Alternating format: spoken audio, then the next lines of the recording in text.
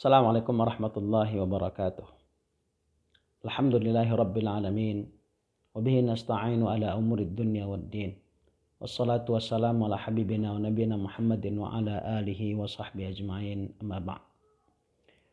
Bapak Ibu, sahabat sekalian, saudara-saudaraku yang dimuliakan Allah Subhanahu wa taala.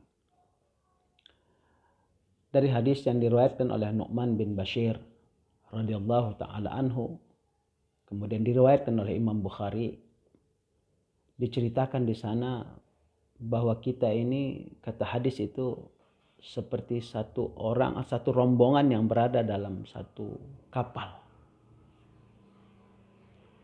Kalau Muhammad Qutb menulis dalam Qabasat Minar Rasul, dalam kitabnya Qabasat Minar Rasul, dia membuat istilah ini dengan Safinatul Mujtama.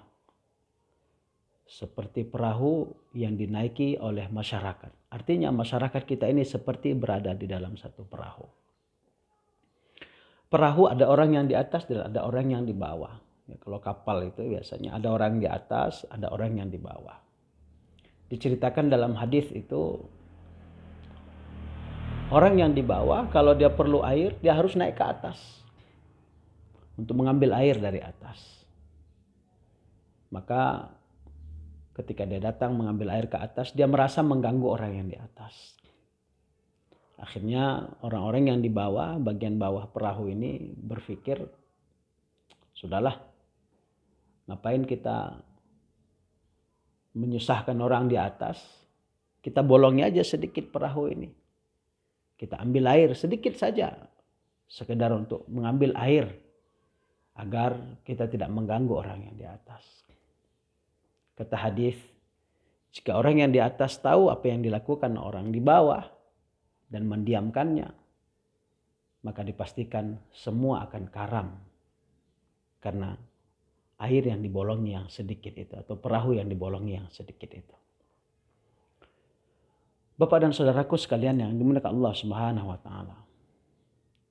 Inilah perumpamaan hidup bermasyarakat. Tidak boleh ada yang melakukan maksiat. Tidak boleh ada yang melakukan kejahatan. Siapa saja yang melihat kejahatan, siapa saja yang melihat maksiat, maka dia harus memiliki peran untuk menghentikan maksiat itu.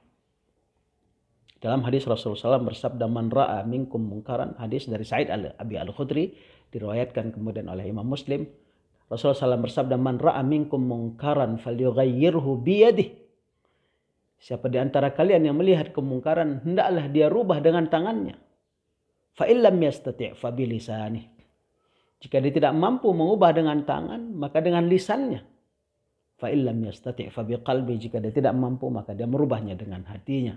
Tapi kata Rasul, wa dzalika at'aful iman. Yang demikian itu adalah pemilik iman yang paling lemah. Merubah dengan tangan adalah mereka yang memiliki kekuasaan.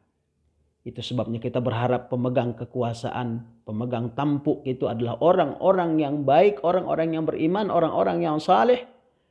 Sehingga yang ada dalam benaknya adalah berpikir bagaimana kemaslahatan terjadi, bagaimana amar ma'ruf tertegakkan, nahi anil mungkar bisa dilaksanakan. Bapak dan saudaraku sekalian yang dimuliakan Allah Subhanahu wa taala, merubah dengan tangan. Jika tidak mampu merubah dengan tangan, maka merubah dengan lisan. Disampaikan dengan cara hikmah wal ma'azatil hasanah. Tugas kita semua. Jika dengan tangan tidak mampu, dengan lisan tidak mampu, maka minimal membenci kemungkaran itu. Tetapi kata Rasul, wa dzalika at'aful iman, orang yang melihat kemungkaran dan dia benci kepada kemungkaran itu, pemilik iman yang paling lemah. Jika ada kemungkaran di tengah-tengah kita dan kita tidak membencinya, artinya iman yang paling lemah pun tidak kita miliki. Bapak dan saudaraku sekalian yang dimuliakan Allah Subhanahu wa taala, dalam surah Al-Imran ayat 110 Allah ingatkan kepada kita tentang kualitas umat. Allah berfirman, kuntum khaira ummatin, kamu adalah umat yang terbaik. Kamu adalah umat terbaik ukhrijat linnas, yang dipersiapkan Allah untuk manusia ini. Tapi ada syaratnya untuk menjadi yang terbaik itu. Kata Allah dari Ali Imran 110 itu, Syaratnya adalah ta'muruna bil ma'ruf wa tanhauna 'anil munkar wa tu'minuna billah.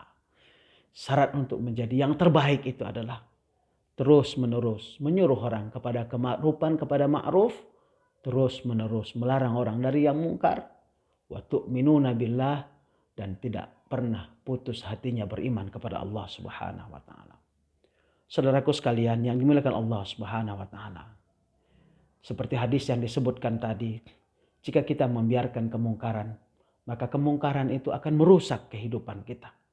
Seperti rayap yang berjalan di kayu, katakan ada lemari atau ada meja yang dimakan rayap, tidak kelihatan dari luar, tapi tiba-tiba lemari itu jatuh, tiba-tiba meja itu jatuh karena rayap sudah menggerogotinya.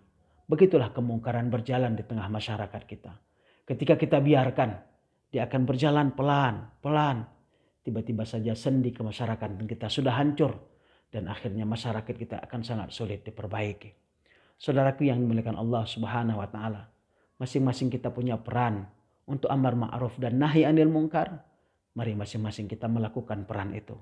Mulai dari terkecil kepada diri kita, kepada istri kita, kepada anak-anak kita, kepada jiran tetangga kita, kepada masyarakat kita.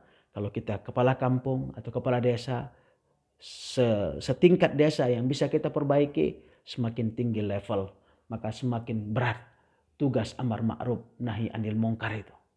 Tapi jika tidak kita laksanakan, Allah mengancam. Kata Allah, wattaqu fitnatan la tusibanna alladhina zalamu minkum khassah wa'lamu anna Allah syadidul iqab. Wa'lamu anna Allah syadidul adab. Kata Allah Subhanahu wa taala, wattaqu fitnah. Takutilah ujian Allah. Ujian itu, cobaan itu jika datang kepada satu kaum, dia tidak hanya menimpa kaum yang melakukan kezaliman saja, tapi semua akan kena dari azab itu, semua akan kena dari dampak maksiat itu. Mudah-mudahan Allah Subhanahu wa taala selalu menuntun hati kita untuk taat kepadanya, mengerjakan amar ma'ruf dan mengajak orang-orang sekeliling kita untuk meninggalkan pekerjaan-pekerjaan mungkar. Dengan amar ma'ruf dan nahi anil munkar ini secara tidak langsung kita akan mengundang keberkahan dari Allah Subhanahu wa taala. Ini saja mungkin untuk hari ini, mudah-mudahan Allah berikan manfaat kepada kita semua. Wallahul muwaffiq ila aqwamit thariq. Wassalamualaikum warahmatullahi wabarakatuh.